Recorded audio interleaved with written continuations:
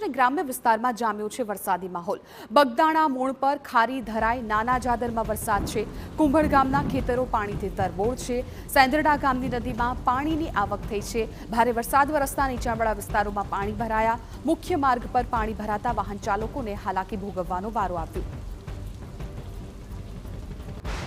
તો ખાસ તો મહુવાના અલગ અલગ વિસ્તારો, ગામડાઓ કે જ્યાં અત્યારે ભારે વરસાદ અને વરસાદને કારણે જ્યાં જુઓ ત્યાં ખળખળ પાણી વહેતા હોય એ પ્રકારની સ્થિતિ છે એ જોવા મળી રહી છે।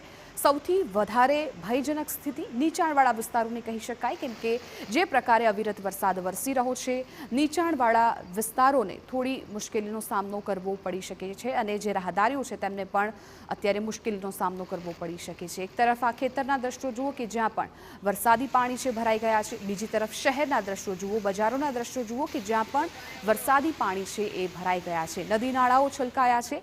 હજુ સત્તાવાર રીતે ચોમાસું આવે એ પહેલાંની જ આ સ્થિતિ અત્યારે થઈ ગઈ છે, ત્યારે ચોમાસું બરાબરનું જામશે ત્યારે આ વિસ્તારમાં શું સ્થિતિ હશે એ ચોક્કસથી અત્યારે સવાલ થઈ રહ્યો છે।